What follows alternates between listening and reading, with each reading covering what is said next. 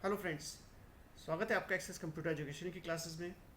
Last class में हम लोगों ने पढ़ा था स्लाइड शो के बारे में। आज गाइस हम रिव्यू मेन्यू के बारे में पढ़ना चाह रहे हैं। देखिए, रिव्यू मेन्यू काफ़ी हद तक आपको माइक्रोसॉफ्ट वर्ड के रिव्यू मेन्यू की तरह ही मिलेगा, जिसके अंदर स्पेलिंग, थिसरस, ट्रांसलेट, लैंग्वेज, कमेंट्स, ये सब चीज़ें आ रही हैं जो कि माइक्रोसॉफ्ट वर्ड से काफ़ी हद तक रिलेटेड है। बिल्कुल लगभग लगभग सेम ही मेन्यू है। तो गाइस देखते हैं, चलिए पावर पॉइंट में इसका यूज़ किस तरीके से करना है, आइए देखते हैं।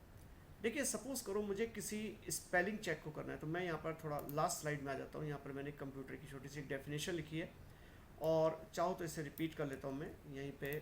थोड़ा सा इसमें 2-3 बार रिपीट कर लिया और इसमें कुछ स्पेलिंग की मिस्टेक हम करते हैं।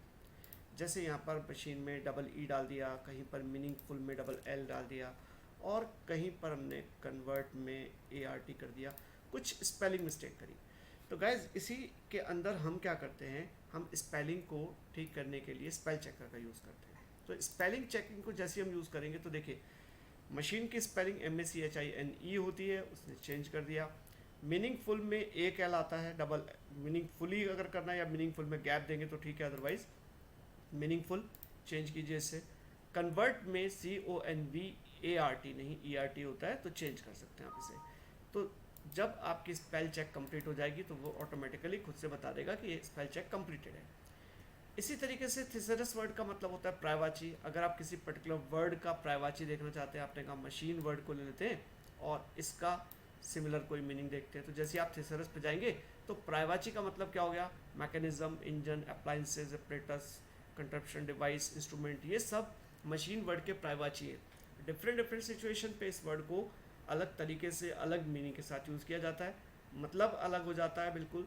तो आप जैसा भी वर्ड इसमें सुटेबल चाहते हैं, अगर आपको लगता है कि कंप्यूटर इलेक्ट्रॉनिक मशीन की जगह device is a good word, तो आप यहाँ पर इसे इंसर्ट कर सकते हैं कि ये बेटर वर्ड होगा इसके लिए कि कंप्यूटर इलेक्ट्रॉनिक डिवाइस। तो आप थिसरस में किसी भी वर्ड के मिलते जुलते मीनिंग को पढ़ के और उसको चूज़ कर सकते हैं। ठीक है गाइज। उसके बाद हमारे पास एक स्पेशल चीज़ आ रही है, ट्रांसलेट। ट्रांसलेट का मतलब होता है अगर आप किसी पर्टिकुलर वर्ड को किसी दूसरी लैंग्वेज के अकॉर्डिंग देखना चाहते हैं, जैसे मैंने आपको पहले बताया इलेक्ट्रॉनिक वर्ड, इस वर्ड का ट्रांसलेशन देखते हैं, तो जैसे ट्रांसलेट सेलेक्टेड टेक्स्ट कहते हैं, तो यहाँ पर इलेक्ट्रॉनिक, इलेक्ट्रॉनिक को ट्रांसलेट करेंगे आप कौन सी भाषा में, आपने कहा फ्रेंच में कर देते हैं। ओके, फ्रेंच में, यूनाइटेड स्टेट से फ्रेंच में, तो इस वर्ड को फ्रेंच में बोला जाता है कुछ ऐसे, ELECTRONIQUE। इस वर्ड को फ्रेंच में इलेक्ट्रॉनिक की स्पेलिंग ELECTRONIQUE होती है। तो इस तरीके से आप किसी भी दूसरी लैंग्वेज के अकॉर्डिंग इस वर्ड को कैसे बोला जाएगा, उसका स्पेल कैसा होगा, उसको आप चेक कर सकते हैं और देख सकते हैं। इसी तरीके से अगर हम लैंग्वेज बदल देते हैं, तो लैंग्वेज बदलने के बाद भी आप, जैसे आप किसी पूरे पैराग्राफ को सिलेक्ट करते हैं और आप कहते हैं कि इसकी प्रूफिंग लैंग्वेज ही बदल दी जाए, इसमें यूनाइटेड स्टेट की जगह वही बात, जैसे अभी फ्रेंच आ रही थी, तो मैं यहाँ से इसकी लैंग्वेज को फ्रेंच में ही ले आता हूँ। यहाँ पर फ्रेंच मैंने कनाडा की फ्रेंच सेलेक्ट कर दी, डिफ़ॉल्ट यस ओके। तो अकॉर्डिंग टू फ्रेंच, ये जो स्पेलिंग आपकी रेड अंडरलाइन आ रही है, ये सारी की सारी स्पेलिंग फ्रेंच में किसी और तरीके से बोली जाती है। इस वजह से यहाँ पर क्या आ गया, underline. According to English dictionary ये स्पेलिंग मिस्टेक है, लेकिन अकॉर्डिंग टू फ्रेंच जब आप स्पेलिंग में जाएंगे तो यहाँ पर आप देख सकते हैं इसको, वहाँ कुछ और बोला जाता होगा, आईसो सी जो भी होगा, मैं इसे इग्नोर कर रहा हूँ। इलेक्ट्रॉनिक वर्ड देखिए ELECTRONIQUE, अभी जैसे मैंने आपको बताया था, बिल्कुल वही वर्ड यहाँ पर इलेक्ट्रॉनिक की स्पेलिंग ऐसे आ गई। ठीक, आप चेंज चाहें तो कर सकते हैं, फिलहाल मैं इग्नोर कर रहा हूँ। डिवाइस DEVISE, और यहाँ पे CE आता है, वहाँ SE यूज़ होता है। तो इस तरीके से बहुत सारी स्पेलिंग को आप अलग कर सकते हैं। ठीक है, तो ये तो हो गया आपका लैंग्वेज बदलना। और सेट प्रूफिंग लैंग्वेज में वापस यूनाइटेड स्टेट कर दूंगा, डिफ़ॉल्ट यस ओके, तो ये सारी स्पेलिंग ठीक हो जाएंगी। इसी के अंदर आप लैंग्वेज प्रेफरेंस भी सेट कर सकते हैं। लैंग्वेज प्रेफरेंस में आपको कौन सी लैंग्वेज प्रेफर करनी है वो आप इंस्टॉल कीजिए, अदरवाइज़ किसी और लैंग्वेज पे काम कर रहे हैं तो आप इंस्टॉल कर सकते हैं। ठीक है, तो ये तो हो गया लैंग्वेज की बात। कमेंट, आप पहले प्रेजेंटेशन से शुरू हो जाइए। अगर आपने किसी पर्टिकुलर वर्ड को लेकर अगर कुछ कमेंट डालना है, तो आपने न्यू कमेंट किया, और जैसे न्यू कमेंट करते हैं इसके ऊपर आप कुछ भी कमेंट लिख सकते हैं। एक्सेस इज़ व्हाट, हमने कहा access computer education is an institute, institute situated at Dehradun. Okay, तो यहाँ पर हमने यहाँ पे कुछ इस तरीके से इस पर कमेंट लिख दिया। इसी तरीके से किसी भी पर्टिकुलर वर्ड को लेकर अगर आप इसके बारे में कुछ कमेंट लिखते हैं तो न्यू कमेंट करके आप यहाँ पर इसके बारे में कुछ कमेंट डाल सकते हैं। एक ही स्लाइड के अंदर आप अलग अलग वर्ड के ऊपर भी बहुत सारी कमेंट्स लिख सकते हैं। किसी भी वर्ड पे जब आप न्यू कमेंट करेंगे तो वो कमेंट यहाँ पर किनारे पे आपको दिखाता चलेगा। देखिए आपकी सभी स्लाइड्स में आपने कहीं ना कहीं कुछ कमेंट्स आपने इसके लिए सब चीज़ों के लिए लिख दिए। न्यू कमेंट में आपने यहाँ पे इसके बारे में कुछ कमेंट डालना शुरू कर दिया। ओके, अब बात ये आती है कि नेक्स्ट कमेंट, यानी कि अगर आप नेक्स्ट कमेंट देखते हैं तो आप देख रहे हैं किनारे पे चेंज होती जा रही है। प्रीवियस पे जाते हैं, आपके प्रीवियस कमेंट पे जंप कर सकते हैं। ठीक, प्रीवियस पे जा सकते हैं। डिलीट के अंदर आपके पास देखिए शो कमेंट ये वाला ऑप्शन है, ये ऑन ऑफ करने के लिए। और डिलीट कमेंट का ऑप्शन किस लिए आता है कि अगर आप देखिए अगर किसी सिर्फ एक स्लाइड से प्रेजेंटेशन उसको कमेंट को हटाना चाहते हैं तो खाली डिलीट कीजिए। Delete all comments and ink on this slide मतलब करेंट स्लाइड से, और delete all comments and ink in this presentation मतलब सभी स्लाइड से हटाना चाहते हैं। तो पहले मैंने डिलीट यूज़ किया तो करेंट स्लाइड्स के ऊपर से जो वो था कमेंट वो हट गया।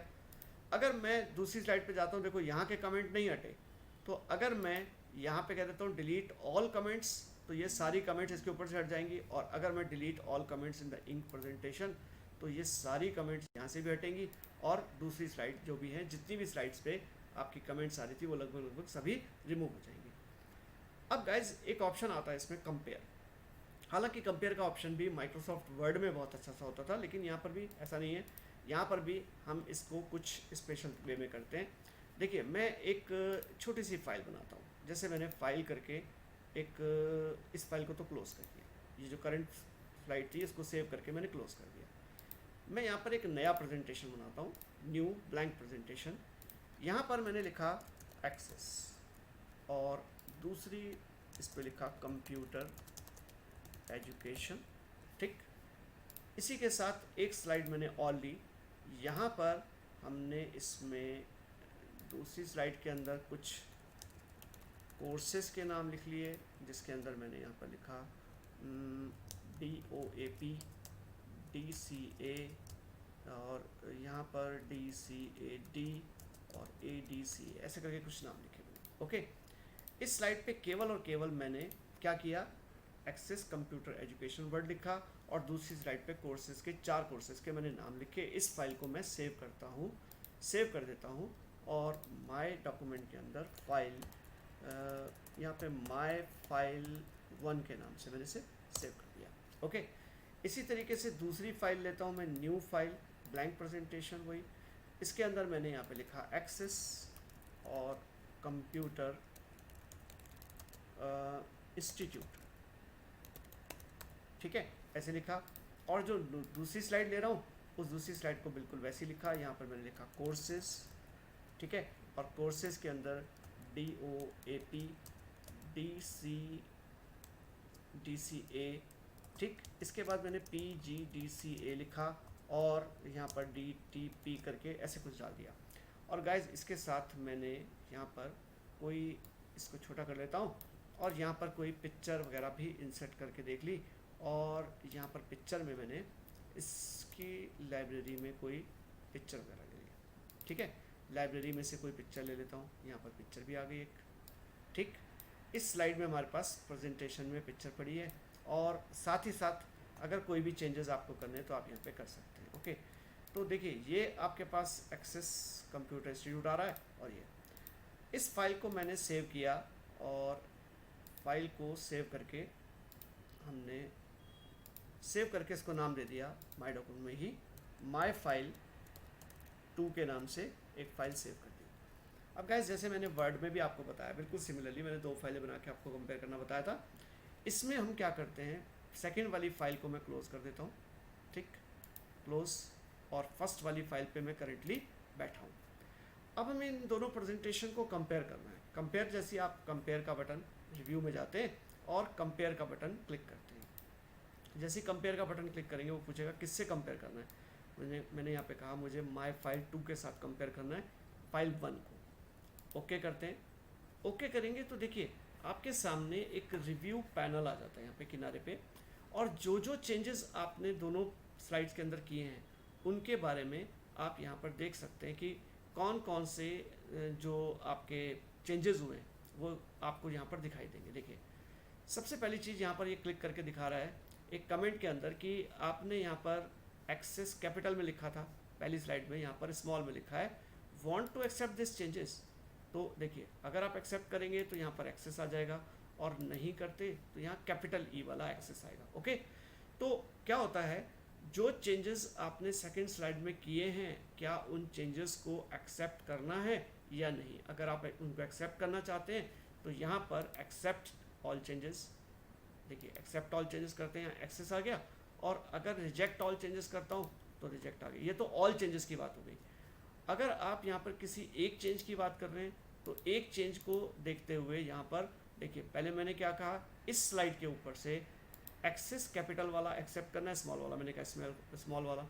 और अगर आपने कुछ और चेंजेस देखे, देखिए एक्सेस यहाँ पर क्या चेंज हुआ, उसने कहा इंसर्ट यहाँ पर है कोर्स, ठीक है, और ये चेंजेस आप एक्सेप्ट करते जाएं। जैसे नेक्स्ट देखते जाएं, नेक्स्ट पे क्लिक करते रहें, नेक्स्ट यहाँ पर क्या चेंज हुआ, इस स्लाइड में कोर्स COURSE और कोर्सेज, ये देखो ये पिक्चर इंसर्ट हुई है, इसको एक्सेप्ट करना है या नहीं करना। अगर आपने इसको करना है तो आप इस पिक्चर को चेंज को एक्सेप्ट कीजिए कोर्सेज स्लाइड में। तो मतलब क्या हुआ, जो चेंजेस आप इसको एक्सेप्ट करते जाएंगे वो एक्सेप्ट होते जाएंगे, अगर आपने उसे रिजेक्ट कर दिया तो वहाँ से रिजेक्ट हो जाएंगे। तो गाइज इस चीज़ को हम यहाँ पे क्या कहते हैं कि रिजेक्ट ऑल चेंजेस तो पुरानी स्लाइड आ जाएगी और एक्सेप्ट ऑल चेंजेस तो हमारे पास नई स्लाइड आ जाएगी। ओके, एंड शो करते हैं तो इसका एंड हो जाएगा शो, जो फाइनलाइज आपने चूज़ किया होगा वो यहाँ पर एक्सेप्ट हो जाएगा और जो चेंजेस आपके थे वो यहाँ पर दिखाई देंगे।